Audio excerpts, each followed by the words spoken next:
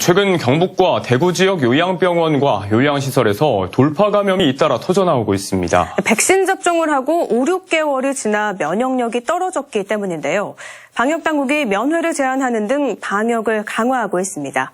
보도에 조재한 기자입니다. 대구 서구의 한 요양병원에서 지난달 24일 치료사 2명이 확진됐습니다. 그 뒤 환자와 종사자 연수의 감염으로 지금까지 누적 132명이 감염됐습니다. 이 가운데 16명은 목숨을 잃었습니다. 경북 고령의 요양원에서도 지난 3일 선제 검사에서 7명이 한꺼번에 확진된 뒤 일주일 만에 확진자가 67명으로 급증했습니다. 대구에서만 지난 8월 이후 요양병원과 요양시설 등 13곳에서 242명이 확진됐습니다. 고위험군에 속해 가장 먼저 백신 접종을 했는데 시간이 지나면서 면역력이 약화돼 돌파 감염이 속출하는 겁니다.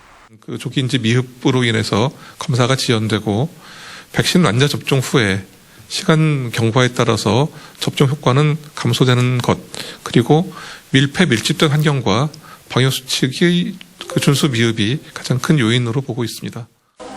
이 때문에 방역이 다시 강화되고 있습니다. 종사자는 백신 접종과 관계없이 일주일에 한 번 선제 검사를 해야 합니다. 입원 환자도 입원 전 한 번만 하던 검사를 입원 3일차에 한 번 더 하도록 했습니다.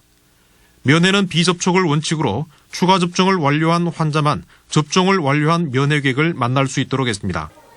접종 시간이 지나면서 면역력이 약해진 만큼 추가 접종, 부스터샷 중요성이 부각되고 있습니다. 미접종자에 대한 접종 동료와 함께 추가 접종을 조기에 실시해서 그 이행 사항을 주기적으로 점검합니다. 또한 종사자를 신규 채용할 시에는 접종 완료자만 채용해 주시기를 부탁드리겠습니다. 단계적 일상 회복이 시작됐지만 백신 접종을 가장 먼저 한 고위험군의 무더기 돌파 감염이 잇따르면서 방역 당국이 관련 시설에 대한 방역의 고삐를 다시 쥐고 있습니다. MBC 뉴스 조재환입니다.